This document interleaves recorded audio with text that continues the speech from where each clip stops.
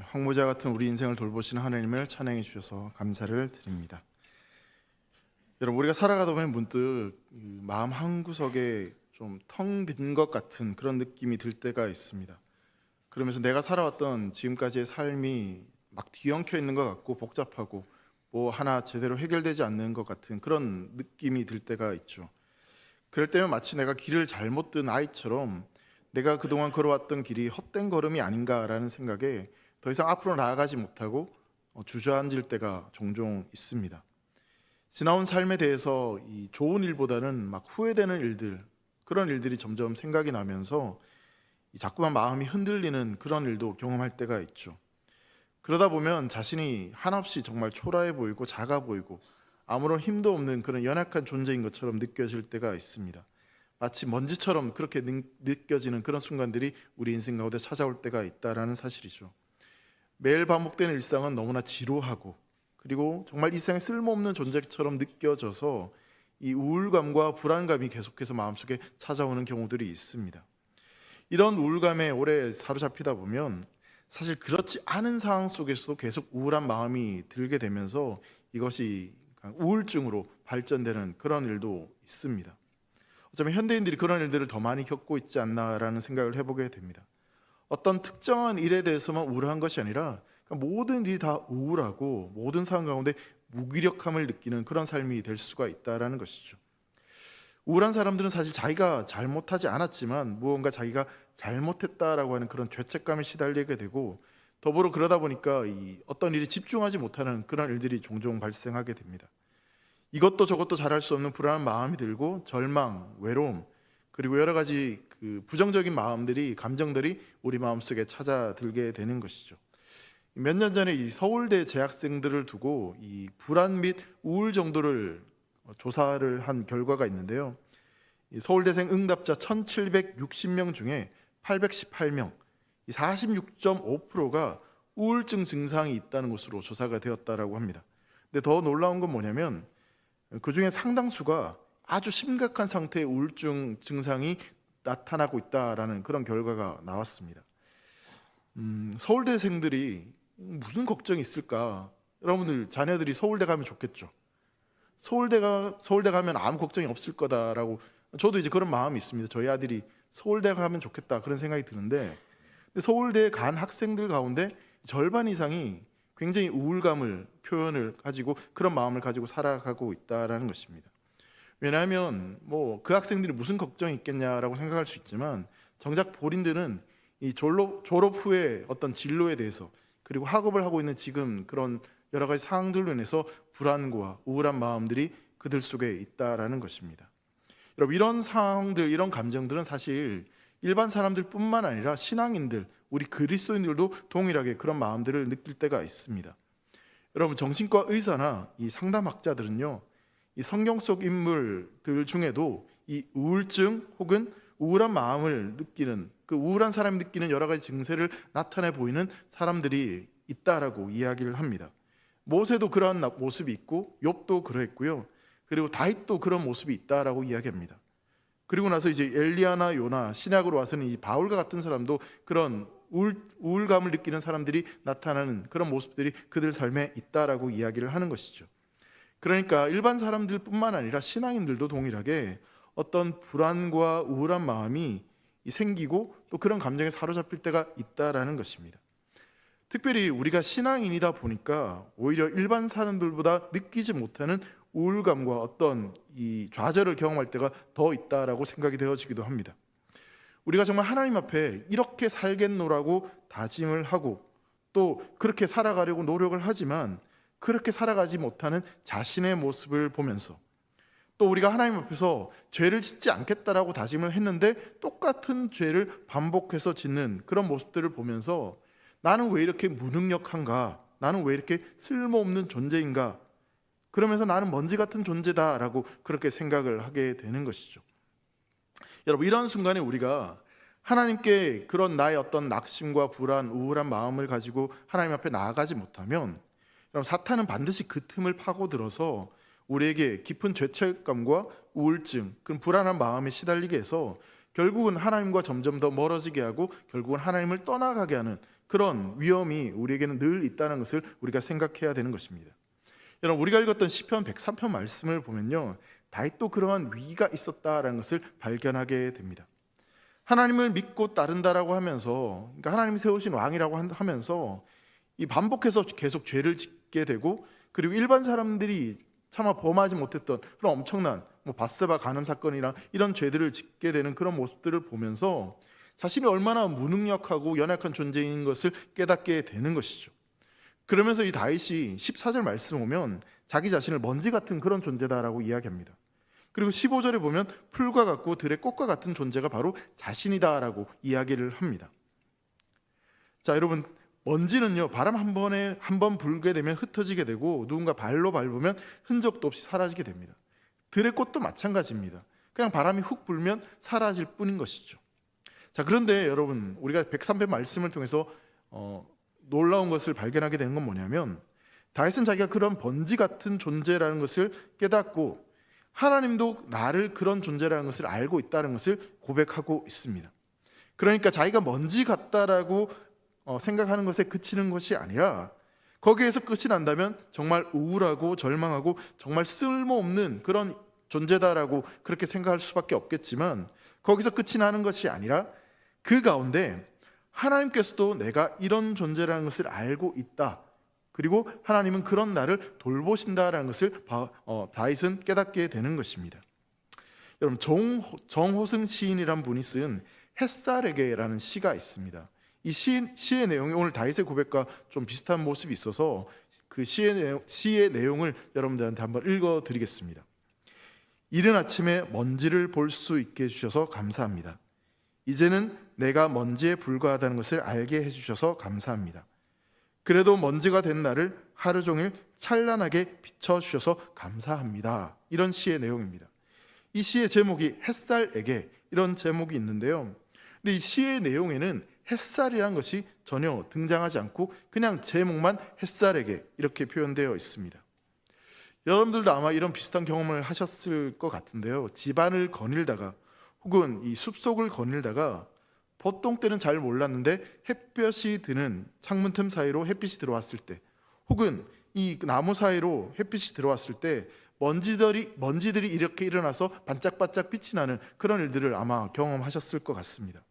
아마도 시인은 그런 경험을 하게 되면서 정말 자기가 먼지처럼 보잘것없는 존재였는데 햇살이 자신에게 비춰줌으로 말미암아 자기가 무언가 그래도 가치 있는 존재처럼, 반짝반짝 빛이 나는 존재처럼 그렇게 경험되는 그런 일들을 겪으면서 햇살에게 이 감사를 표현하면서 이 시를 기록하지 않았을까 생각이 되어집니다.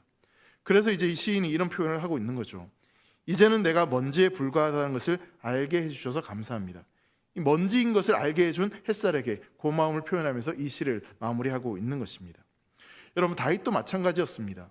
반복해서 짓는 어떤 자신의 죄와 또 자신의 인생의 어려움들, 문제들 앞에 넘어지고 또 좌절하는 자신의 모습을 보면서 정말 자신은 먼지와 같은 존재이고 들의 풀과 같은 존재처럼 생각되어졌는데, 근데 그런 문제와 그런 마음의 상태를 가지고 하나님 앞에 나아갔을 때, 또 하나님이 나에게 그 은혜를 비추어 줬을 때 내가 마치 보석처럼 반짝반짝 빛나는 존재가 되었다는 것을 다윗은 발견하게 됩니다. 여러분, 하나님이 없으면 사실 우리가 먼지 같다는 것이 우리를 너무나 힘들고 고통스럽게 할 것입니다. 근데 하나님이 나와 함께 하신다면, 비록 내가 털어서 먼지밖에 안 나는 존재를 할지라도 하나님이 나와 함께 하신다면 그것조차도 우리는 감사할 수 있다는 사실을 꼭 기억하셨으면 좋겠습니다. 특별히 오늘 시편 103편 말씀을 통해서요, 먼지 같은 우리를 기억하시고 그 햇살처럼 풍성한 긍휼을 우리에게 베풀어 주시는 하나님의 은혜를 맛보아 알아갈 수 있는 저와 여러분 되시기를 간절히 소망합니다. 여러분, 시편 103편에서 다윗은 정말 죄를 짓지 않고 좀 바르게 살고 싶은 마음이 있었습니다. 근데 계속해서 죄를 짓고 있는 자신과 그리고 이스라엘 어떤 공동체, 이 백성들의 그런 모습들을 바라보면서 끊임없이 고민하고 또 그 죄의 문제 앞에서 어려움을 겪었다는 것을 보게 됩니다.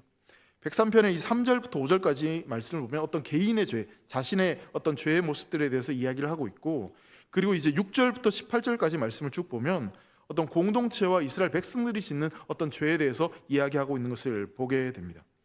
여러분, 성경에서 말하고 있는 죄가 뭘까요? 구약에서 이 죄는 크게 세 가지 정도로 구분해 볼 수 있을 것 같습니다. 첫 번째는 이 하나님을 향하지 않는 것이 죄다라고 그렇게 성경은 이야기를 합니다. 그리고 두 번째로는 뭐냐면 의도적이로든 아니면 비의도적이로든 이 하나님의 법을 깨트리는 것, 즉 이 율법을 어기는 것이 이 죄다라고 이야기를 합니다. 그리고 세 번째로 죄는 뭐냐면 하나님께 대적하는 것, 그러니까 하나님께 반항하는 것이 죄다라고 이야기를 합니다. 이게 이제 구약 성경에서 말하고 있는 어떤 죄의 세 가지 종류다라고 볼 수 있는 것이죠. 그러니까 하나님 앞에 불순종해서 하나님을 떠나 살아가는 것, 그게 이제 죄라는 것입니다. 달리 말하자면 자기가 하나님의 자리를 대신 차지해서 혹은 우상을 하나님의 자리에 두는 것, 그것이 바로 죄다라고 이야기를 하고 있는 것이죠. 그럼 다윗은 이런 죄를 짓지 않겠다라고 다짐을 했지만 그것이 불가능하다는 것을 그는 깨닫게 됩니다. 또 실제로 그런 것들을 경험하게 되는 거죠. 다짐하고 돌아서면 또 다시 죄를 짓고, 또 다짐하고 돌아서면 또 똑같은 죄를 다시 짓게 되는 그런 모습들이 다윗의 모습이었고, 또 우리의 모습이라는 것을 솔직하게 인정할 수밖에 없습니다. 그래서 14절 말씀을 보면 이렇게 다윗이 이야기를 하는 것입니다. 14절 말씀을 우리 다시 한번 읽어보도록 하겠습니다. 같이 읽습니다. 이는 그가 우리의 체질을 아시며 우리가 단지 먼지뿐임을 기억하심이로다. 마치 털어서 먼지밖에 안 나, 이런 것처럼 자신의 존재가 먼지처럼 그렇게 초라한 존재다라고 이야기를 하고 있는 것입니다. 여러분, 하나님은요, 우리가 이 흙으로 지음받은 존재이고 먼지뿐인 존재임을 아십니다. 그러니까 우리가 우리 자신을 아는 것보다 훨씬 더 우리에 대해서 하나님은 더 잘 알고 계신다라는 사실이죠. 그러한 것을 지금 다윗은 고백을 하고 있습니다. 근데 여기에 이 먼지에 해당하는 히브리어가 뭐냐면 아파르라고 하는 단어입니다. 이 아파르라는 단어는 뭐냐면 먼지 또는 티끌, 흙을 의미하는 단어입니다. 그래서 이 시편 말씀을 통해서 보면 아파르라고 하는 이 단어를 사용해서 어떻게 표현하냐면 정말 하찮고 덧없는 것을 표현할 때 이 아파라는 표현을 쓰면서 먼지 혹은 티끌, 흙 이렇게 표현을 지금 하고 있는 것입니다. 여러분, 반복적으로 죄를 짓는 그런 인간 편에 서서 좀 한번 생각을 해본다면 조금 극단적으로 생각하는 것일 수 있지만 차라리 하나님을 모르고 살아가면 좀 더 행복하지 않을까 생각해 보기도 합니다.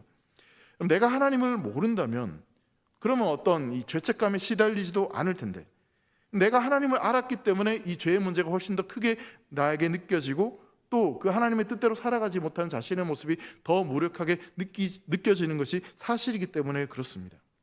근데 다윗은 이렇게 반복적으로 실패하고 죄를 짓는 자신의 모습, 또 인간의 어떤 모습들을 두고 그냥 거기에서 멈춰서서 나는 먼지일 뿐이야 좌절하고 넘어지는 것이 아니라 그런 존재임을 인정하고 그 문제를 가지고 하나님 앞에 나아갔다는 겁니다. 그리고 하나님 앞에 솔직하게 나는 먼지뿐인 존재임을 그렇게 이야기를 하고 있습니다. 여러분, 시편 103편 14절에 나오는 이 아파르, 이 먼지라고 하는 이 단어는요, 창세기 2장 7절에 똑같이 이 단어가 등장을 합니다. 창세기 2장 7절 말씀입니다. 같이 읽습니다. 여호와 하나님이 땅의 흙으로 사람을 지으시고 생기를 그 코에 불어넣으시니 사람이 생명이 되니라. 여러분, 여기 어떤 단어가 아파르라고 하는 단어일까요? 흙입니다. 흙. 그 흙에 해당하는 말이 이 아파르 이 단어입니다. 근데 여기서 중요한 것이 무엇이겠습니까? 정말 먼지이고 흙인 그런 존재가 살아있는 존재가 될 수 있는 것은요, 하나님의 생기가 그 속에 들어올 때 그 먼지 같은 존재, 흙인 그 존재가 산 생명이 된다라고 볼 수 있는 것이죠. 그러니까 한낱 먼지와 티끌에 불과한 우리는 우리 어떠한 노력으로부터 무엇이 되는 존재가 아니라 하나님의 생기가 우리 안에 들어왔을 때, 그 생기가 우리 안에 있을 때 우리는 살아있는 존재, 산 생명이 될 수 있다는 사실입니다. 다윗은 지금 그런 고백을 하고 있는 거죠. 내가 노력해서 막 죄를 안 짓고 그렇게 행복하게 성공한 인생을 살아갈 수 있는 그런 것이 아니라 하나님이 나를 도와주셔야지만 나는 살아갈 수 있는 존재이고, 하나님의 은혜가 내게 공급되지 않으면 나는 다시 마른 먼지로 흙으로 돌아갈 수밖에 없는 그런 연약한 존재임을 지금 이렇게 고백을 하고 있는 것입니다. 사랑하는 성도 여러분, 우리도 이 다윗처럼 먼지 같은 존재이기 때문에 여러분, 우리도 단 하루도 하나님의 은혜 없이는 살아갈 수 없는 자들임을 믿으시길 바랍니다. 하나님이 우리에게 생기를 불어넣어 주셔서 그 은혜를 우리에게 주시지 않으면 우린 단 하루도, 아니 단 한 시간도 살아갈 수 없는 연약한 존재입니다. 그렇게 하나님의 자녀들은 하나님의 은혜 없이는 살아갈 수 없는 연약한 먼지 같은 존재임을 인정하면서 나를 나보다 더 잘하시는 그 하나님의 은혜를 매일매일 삶에 구하며 또 그 은혜로 살아가야 되는 삶이 된다는 사실을 꼭 믿으시길 주의 이름으로 축복합니다. 여러분, 그런데요, 여기서 우리가 한 가지 더 생각해 보고 싶은 것은 하나님이 왜 그렇게 먼지 같은 다윗을 돕고 또 그 다윗에게 은혜를 베풀어 주시고 다윗을 기억하고 계시냐라는 것이죠. 여러분, 죄를 지은 건 다윗입니다. 그러니까 하나님이 뭔가를 잘못한 것이 아니라 다윗이 죄를 지었고 그 언약을 파괴했습니다. 인간이 그렇게 죄를 저질렀던 거예요. 그러니까 하나님이 뭔가 다윗에게 빚진 것이 있거나 이렇게 뭔가 은혜를 베풀어 줘야 될 이유가 전혀 없다라는 것입니다. 하나님께서는 그렇게 은혜를 베풀어 주실 이유가 전혀 없다라는 것이죠. 자, 그런데 왜 하나님께서 이 다윗을 그렇게 돌보시고 은혜를 베풀어 주시는 것일까? 여러분, 시편 103편 14절 하반절에 보면요, 이런 표현이 나옵니다. 우리가 단지 먼지뿐임을 기억하심이로다 라고 말씀합니다. 여러분, 우리가 먼지뿐이 없다는 것을, 우리가 그렇게 연약한 존재임을 누가 기억하고 계신다라고 말씀하고 있습니까? 하나님이 기억하고 계신다라는 사실입니다. 하나님이 나를 잘 알고 계신다라는 것입니다. 여러분이 만약 내가 정말 사랑하는 사람, 좋아하는 사람이 있는데 그 사람이 여러분들에게 잘해주지 않더라도 계속해서 나는 뭔가 그 사람에게 선한 일을 베풀어 줬고 내가 뭔가 좋은 일을 베풀어 줬습니다. 좋은 일을 막 해줬어요. 근데 그 사람이 여러분들을 잊어버렸어요. 그러니까 나를 잊어버린 것은 그래도 괜찮은데 그냥 그렇게 잊어버리고 기억하는 정도가 아니라 그냥 완전히 나를 무시하고 완전히 나를 떠나버렸어요. 그럼 여러분, 내가 막 잘해줬는데 나를 기억하지 못하고 나를 무시하고 떠나보낸 사람 앞에서 나는 어떤 반응을 보이는 것이 맞는 합당한 반응일까요? 한 번도 그런 경험이 없으신가요? 여러분, 여기에 맞는 반응은 정상적이라면 나도 똑같이 그 사람을 잊어주고 그 사람을 무시하는 겁니다. 너도 나 좀 잊어? 너도 나를 잊어? 그래, 나도 너 잊을게. 나를 무시해? 그래, 나도 너 무시할게. 이게 일반적인 사람들의 반응일 수 있는 것이죠. 여러분, 우리는 우리의 삶을 솔직히 돌아보면 참 자주 하나님을 잊고 살아가는 것 같습니다. 근데 신앙인이 아닌 사람들은요, 하나님께서 정말 어떤 분이신지도 모른 채 그냥 하나님을 무시하고 자기 멋대로 자기 마음대로 그렇게 살아가죠. 여러분, 사사기에 보면 끊임없이 반복해서 나오는 표현이 있는데 그게 뭐냐면 너희가 나를 잊었느니라 라는 표현입니다. 그러니까 하나님께서 이스라엘 백성들을 이렇게 사랑하시고 또 이렇게 돌보셨는데 근데 그들이 하나님을 잊어버린 겁니다. 오히려 하나님을 무시하고요, 그 하나님 앞에 온갖 불평과 원망만 쏟아놓습니다. 그러다 보니 어떻게 합니까? 계속해서 하나님 앞에 불순종합니다. 그럼 거기에 합당한 벌은 뭐냐면 하나님도 우리를 잊는 겁니다. 잊어버리는 겁니다. 하나님도 우리를 그렇게 그냥 무시하는 겁니다. 그렇게 우리가 하나님께 잊혀져야 되고 무시당해야 되는 것이 맞는데, 근데 여러분, 하나님께서는요, 우리가 그렇게 잊혀져야 되고 그렇게 무시받아야 되는 그것을 오히려 예수님께 대신 지우셨습니다. 그래서 우리를 대신해서 예수님이 대신 하나님께 잊혀지시고 하나님께 무시를 당하셨어요. 여러분, 예수님이 십자가에 달리셨을 때 예수님은 단순히 어떤 육체적인 고통만 당하신 것이 아니었어요. 예수님에게 있어서 가장 큰 고통은 뭐냐면 하나님께 잊혀진다는 겁니다. 하나님께 버림받는 거였어요. 하나님을 잊어버린 우리가 받을 그 진노와 그 저주를 예수님께서 대신 받으신 거죠. 나의 하나님, 나의 하나님, 어찌 나를 버리셨나이까? 그 절규가 바로 그 고백 속에 담겨져 있는 겁니다. 예수님 십자가에서 끔찍한 고통을 당하셨고 자신이 가장 사랑하는 성부 하나님으로부터 잊혀짐과 버림과 무시를 당하셨습니다. 왜 그렇습니까? 그분이 죄를 지었기 때문이 아닙니다. 하나님을 잊어버렸기 때문이 아닙니다. 우리가 하나님을 잊었기 때문에, 우리가 그 하나님을 버렸기 때문에 우리가 마땅히 받아야 되는 그것을 예수님이 대신 받으셨던 겁니다. 성도 여러분, 우리는요, 하나님의 자녀가 아니라 그냥 하나님의 원수였어요. 그런데 진짜 하나님의 아들이신 예수님이 이 땅에 오셔서 우리 죄를 대신 담당하셨습니다. 우리 죄를 대신 가져가셨어요. 우리가 마땅히 받아야 되는 그 벌을 우리 대신 그분이 받으셨습니다. 예수님이 그렇게 하나님께 잊힘당하시고 버림받으셔서 결국 우리는 어떻게 되었습니까? 이사야 43장 25절 말씀에 이렇게 말씀합니다. 한번 같이 읽습니다.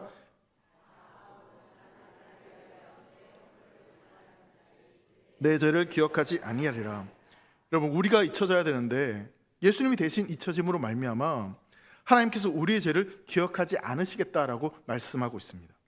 내가 너희들의 죄를 잊겠다, 이 말은 다른 표현을 하면 내가 너희를 다시 기억하겠다, 이런 표현이죠. 너희들이 저지른 죄를 나는 다 알고 있어. 하지만 나는 너를 그렇게 죄인으로 취급하지 않을 거야. 너희가 거짓말했고 음란했고 도둑질했는데, 근데 나는 너희를 거짓말쟁이라고, 음란한 자라고, 간음한 자라고, 도둑질한 그런 사람이라고, 살인자라고 그렇게 말하지 않을 거야. 오히려 나는 너희를 예수 그리스도의 신부로, 나의 사랑하는 백성으로, 나의 자녀로 너희를 그렇게 여길 거야. 지금 그 말씀을 하고 있는 겁니다. 그러니까 먼지뿐인 존재로, 아무 쓰잘데없는 보잘것없는 그런 존재로 우리를 여기신다는 것이 아니라, 우리가 죄인임에도 불구하고 아무 쓸모없는 그런 연약한 인생임에도 불구하고 털어서 먼지밖에 안 나는 그런 인생이라 할지라도 하나님께서 우리를 귀하게 여기신다고, 하나님의 자녀로 여기신다고, 예수 그리스도의 신부로 여기신다라고 우리에게 말씀하고 있는 것이죠. 왜 그렇습니까?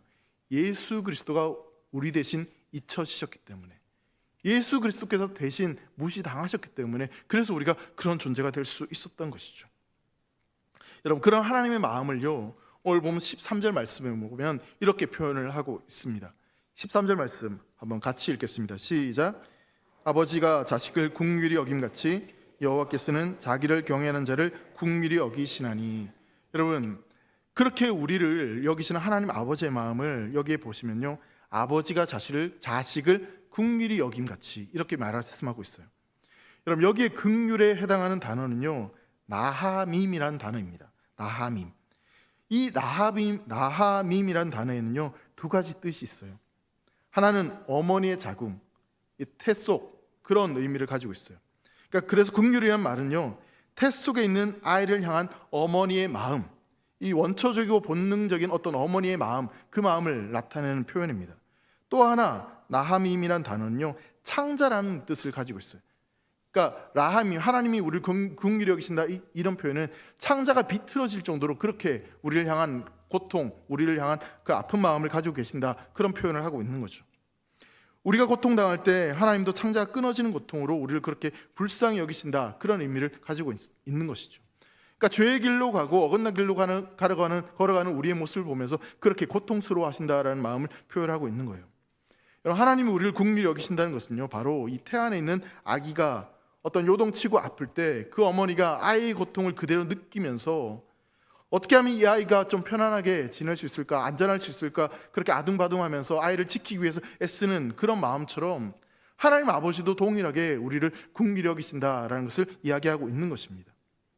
태 안에 있는 아기에게 어떻게 하면 더 좋은 것을 먹일 수 있을까, 더 안전하게 지킬 수 있을까, 아기에게 안 좋은 영향을 끼치면 어떨까, 그렇게 생각하는 어머니의 마음, 그리고 이제 아이가 태어났을 때 그 아이가 어떻게 하면 좀 더 건강하게 바르게 자라갈 수 있을까 생각해서 애쓰고 수고하는 그 어머니의 마음을 지금 이렇게 표현을 하고 있는 것이죠. 여러분, 이 하나님의 긍휼하심에 대해서 신약 성경으로 넘어와서 마태복음 15장을 보면요, 이 한 사건을 통해서 이 하나님의 긍휼하심에 대해서 우리가 좀 더 자세히 살펴볼 수 있는 부분이 있어요. 마태복음 15장에 보면 귀신 들린 딸을 둔 가난한 여인의 이야기가 여기에 등장합니다. 예수님께서 이 두로와 시돈 지방을 지날 때 그 지역에 있었던 가난한 여인이 예수님께 나옵니다. 그때 뭐라고 외치냐면 마태복음 15장 22절에 보면 이렇게 외칩니다. 가난한 여자 하나가 그 지경에서 나와서 소리질러 이르되 주 다윗의 자손이여 나를 불쌍히 여기소서. 뒤에 뭐라고 돼 있냐면 내 딸이 흉악하게 귀신 들렸나이다 하되라고 이야기합니다. 그러니까 이 여인이 예수님께 찾아온 이유는 뭐냐면 내 딸이 귀신이 들려서 그러니 제발 좀 나를 불쌍히 여겨달라고 이야기를 하고 있는 거죠. 자, 그러니까 그렇게 이 여인이 요청을 했는데, 근데 참 이상하게도 예수님은요, 이 여인의 요청에 2번이나 거절을 하십니다. 나는 이스라엘 양 외에는 보냄받지 않았다라고 그렇게 거절하시면서 이 두 번째 거절할 때는 정말 이해할 수 없을 만큼 매몰차게 그렇게 거절하는 내용이 나와 있어요. 예수님 왜 이렇게 하셨는가를 왜 이렇게 하셨을까? 사실 여러 가지 논쟁이 될 만큼 그렇게 정말 어쩌면 상처가 될 만한 이야기를 합니다. 마태복음 15장 26절 말씀인데요, 한번 같이 읽어보겠습니다. 시작. 대답하여 이르시되 자네의 떡을 취하여 개들에게 던짐이 마땅하지 아니하니라. 여러분, 한마디로 이 딸의 그 아픔 때문에 나온 여인을 향해서 예수님 뭐라고 이야기하냐면 그 어머니를 향해서 개라고 지금 표현을 하고 있어요. 여러분, 이 말을 들었을 때 여인이 도대체 어떻게 반응을 했을까? 15장 27절에 이렇게 표현을 합니다. 여자가 이르되 주여 옳소이다마는 개들도 제 주인의 상에서 떨어지는 부스러기를 먹나이다 하니, 이렇게 표현합니다. 그럼 이 대답을 듣고 예수님께서는 이 여인의 믿음을 칭찬해 주시면서 딸을 고쳐주셨어요. 자, 여러분, 그러니까요, 이 말씀 속에서 귀신 들린 딸을 고치기 위해 찾아온 그 어머니는 자신이 뭐 개라고 그렇게 취급받는 것쯤이야 아무것도 아닐 정도로, 그렇게 아무것도 아닌 것처럼 느낄 정도로, 그러니까 딸을 향한 그 마음, 딸을 고치기 위해서, 딸을 살리기 위해서 내가 개라고 그렇게 불림받아도 그 정도는 참을 수 있다, 그런 마음으로 지금 예수님 앞에 나왔다라는 것을 이야기하고 있는 것이죠. 누가복음에도 이런 그 하나님의 국률하심에서 살펴볼 수 있는 내용이 나와 있는데 바로 탕자 이야기입니다. 둘째 아들이 아버지에게 유산을 받아서 다 탕진하고 돌아왔죠. 근데 그 아들에 대해서 아버지가 대하는 태도가 어떤 태도냐면, 여러분, 사실 아들이 아버지를 배신해서 재산을 다 가지고 나가서 그렇게 탕진해서 돌아왔을 때 이놈의 새끼 하면서 뭐 먼지 날 정도로 좁혀야지, 그래야지 그게 정상인 것 같은데, 근데 그렇게 하지 않고 아버지는 몇 날 며칠 얼마나 됐는지도 모른 채 먼 발치에서 그 아들이 돌아오기를 계속 기다리고 있어요.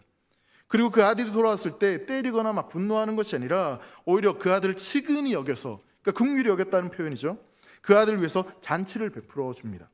누가복음 15장 20절에 이렇게 말씀하고 있어요. 아직도 거리가 먼데 아버지가 그를 보고 측은히 여겨 달려가 목을 안고 입을 맞추니.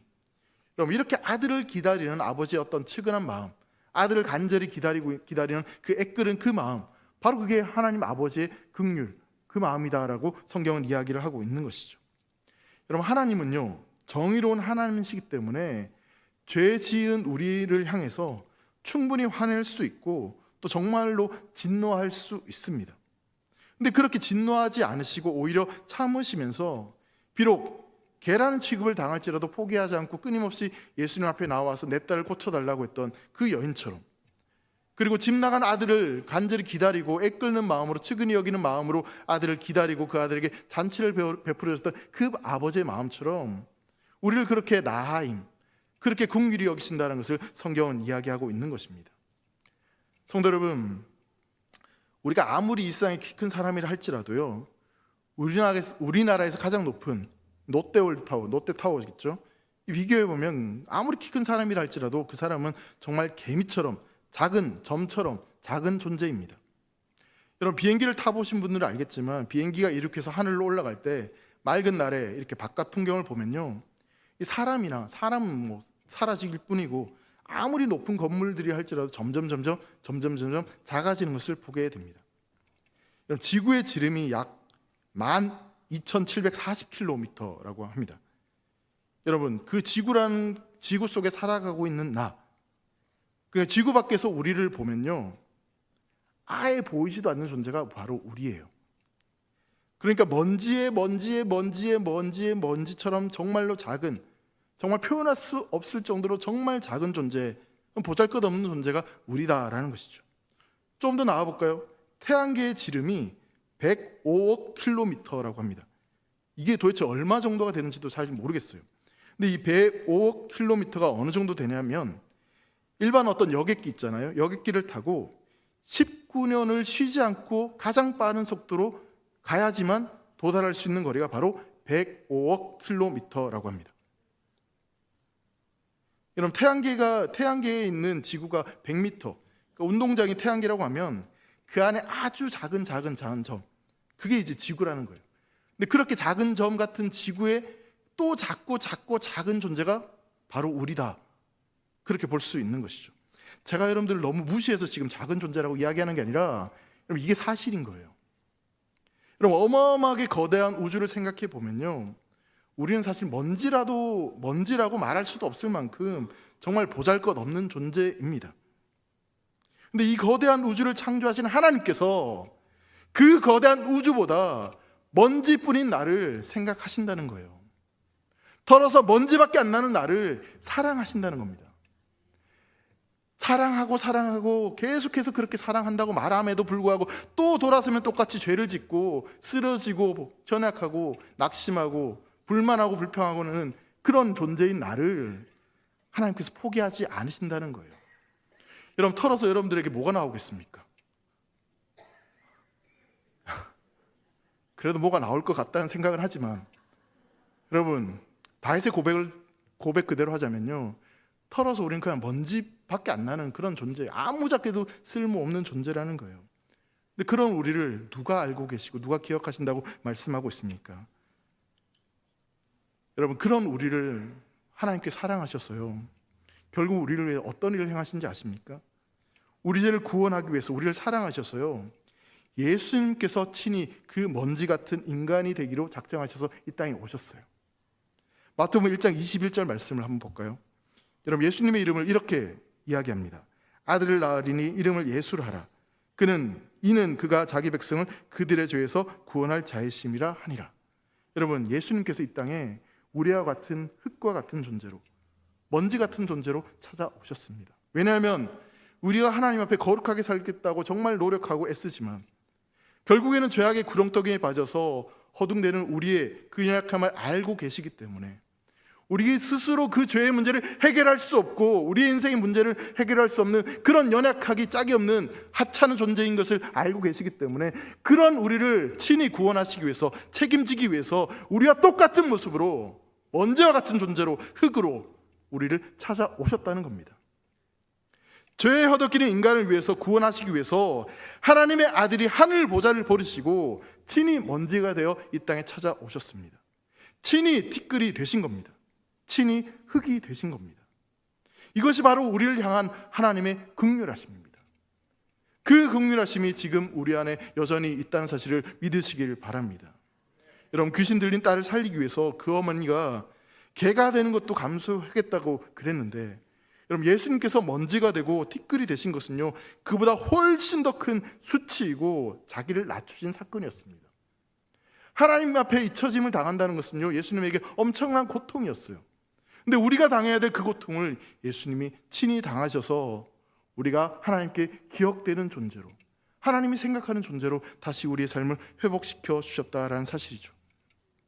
사랑하는 성도 여러분, 우리가 이러한 하나님의 긍휼을 믿는다면, 그리고 정말 이 하나님의 긍휼을 우리의 삶의 복음으로 받아들이고 그것을 경험하고 누리고 살아가고 있다면, 여러분, 우리 인생 가운데 찾아오는 불안감, 두려움, 그리고 슬픔, 하나님의 긍휼로 말미암아 이기게 되는 줄 믿으시기를 간절히 소망합니다. 아니, 그 하나님의 긍휼로 반드시 이기시고 하나님의 백성다운 삶을 살아가시기를 주의 이름으로 축복합니다. 여러분, 우리는 비록 연약하여 자주 넘어지는 존재들이지만 우리의 존재를 너무나 잘 알고 계시는 그 하나님은요, 우리의 그 연약함 때문에 오히려 우리에게 더 큰 긍휼을 베풀어 주시는 분이십니다. 자신의 생명까지도 내어주시는 분이십니다. 우리가 먼지처럼 연약하기 때문에 하나님은 오히려 우리를 더 간절히 품으시고 더 우리를 꼭 붙잡아 주시는 분이십니다. 그렇게 여러분, 우리는요, 아무것도 아닌 그런 존재가 아닙니다. 세상 눈에는, 그리고 내 스스로도 나의 모습을 보면서 정말 미미하고 보잘것없는 그런 먼지와 같은, 들의 꽃과 같은 그런 존재처럼 보일지 몰라도 하나님의 눈에는요, 여러분들 그냥 스쳐 지나갈 수 없는 너무나 소중하고 너무나 반짝이고 그리고 너무나 보석 같은 존재가 바로 저와 여러분이라는 사실을 믿으시길 축복합니다. 사랑하는 성도 여러분, 나는 먼지에 불과하지만 나를 붙드시는 그 하나님의 긍휼은 그 먼지를 보석으로 바꿀 수 있는 가장 큰 능력임을 믿으시길 바랍니다. 위대하고 전능하신 그 하나님이 먼지 같은 나를 사랑하셔서 그 하나님의 놀라운 긍휼을 베풀어 주시기 위해서 나를 찾아오셨고, 그 하나님의 놀라운 긍휼하심으로 지금도 여전히 내 삶을 붙들고 계신다는 사실을 기억하시면서 절대로 낙심하거나 불안하거나 두려워하거나, 그래서 그 순간 그 자리에서 멈춰서서 넘어진 채로 살아간 존재가 아니라 다시 일어나 하나님의 자녀로서 앞으로 그래서 하나님의 영광을 향해, 구원을 향해 나아갈 수 있는 사랑하는 되기를 모든 성도 되시기를 주의 이름으로 축복합니다. 기도하겠습니다. 사랑하는 하나님 아버지, 감사합니다. 먼지와 같은 연약한 존재인데, 들의 풀처럼 바람이 불면 날아갈 수밖에 없는 그런 존재인데, 그런 우리를 사랑하셔서 친히 우리와 같은 모습으로 우리에게 찾아오셔서 우리를 구원해 주시고 우리를 하나님의 긍휼하심 가운데 붙들어 주시니 감사합니다. 하나님, 우리의 삶 가운데 우린 연약하지만 하나님의 긍휼하심이 우리와 함께하고 있고 하나님이 우리를 지키시고 보호하신다는 사실을 믿고 그 하나님을 바라보며 살아가는 복된 성도되도록 축복하여 주시옵소서. 우리의 연약함으로 인해 더 우리를 간절히 붙들고 계시고 더 큰 은혜를 베풀어 주시는 하나님을 믿고 은혜로 말미암아 살아가는 존재임을 기억하며 하나님을 찬양하며 송축하며 살아가는 되기를 모든 성도되도록 축복하여 주시옵소서. 감사를 드리며 사랑하는 예수님의 이름으로 기도합니다. 아멘.